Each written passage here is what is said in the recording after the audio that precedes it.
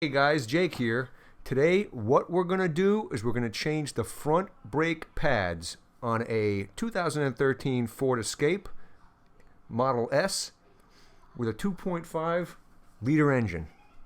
By the way guys, if you've not subscribed, please subscribe. We have a lot of great videos coming up ahead. Alright, let's get started now. Okay, so these are the tools we're going to need. A C-clamp, a breaker bar. We're also going to need a ratchet. We're going to need a pair of needle nose pliers and also a hex key socket. And you also need something to remove the lug nuts. And there's also some brake grease. Alright, so here's the jack and the jack stand.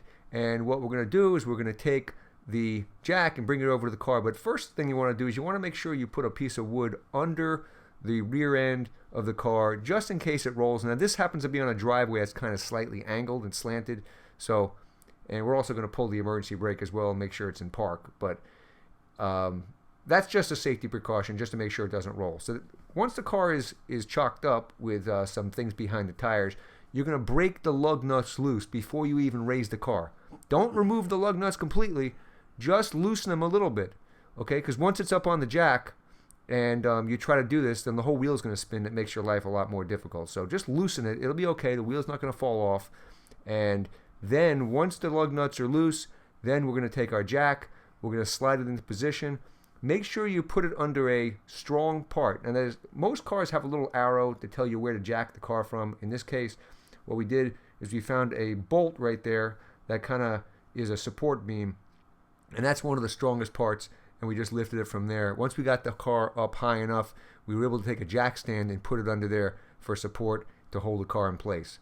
Alright, so let's go ahead and take the wheel off, and now we can remove the rest of the lug nuts by hand and pull the wheel off and place it on the side. Okay, I'm going to place the wheel off to the side. There's an arrow that points to a retaining clip that's under tension on that brake caliper and brake pads. You're going to take your needle nose pliers and you're going to carefully pop it off. Be careful, it's under tension, so it might fly just like that, but just make sure you don't lose it.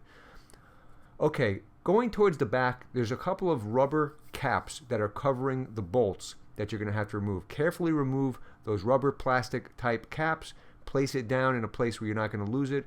Then you're going to grab your 7mm hex ratchet socket and you're going to remove those bolts. Let's do that right now.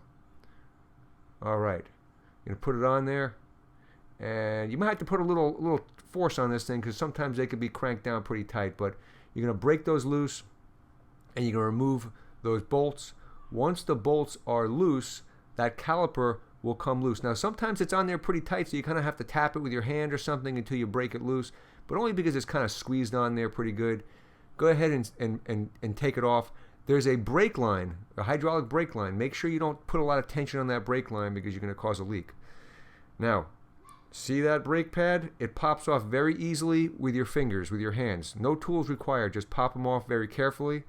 And then you're going to grab your C-clamp. And your C-clamp is designed to compress that little piston back in there. And you're gonna squeeze that until it goes pretty much flush back down in. And the purpose of that, of course, is when you put your new brake pads on, your new brake pads are much thicker. There's a lot more material on them because they're not worn out. They're brand new. So you're going to need to make space. So the idea is to compress those pistons down and make that space. And let's go ahead and open the box. And you're going to see our brake pads here, and you can see how much material is actually on these things. You know, they're really thick compared to the ones that came off. Take some of that grease. The grease is designed, and the purpose is so it doesn't squeal when you hit your brakes. It cuts down that vibration. So take some grease and place it on the back side of the brake pad. Not on the front side that touches the rotor, but the back side. Alright, you're going to do both of those brake pads on the outside, not the inside. You're going to put a little of that grease on. And then carefully put your caliper back into place over the brake pads and back over the rotor. Take your 7mm socket and screw those bolts back down. For those that are interested in the exact torque settings, we're gonna show you that right here at the bottom of the video, so you can break out your torque wrench and tighten it to the right specs. And that's important also. You want to make sure you tighten the right amount, not too much, not too little. All right, so making sure that's nice and tight.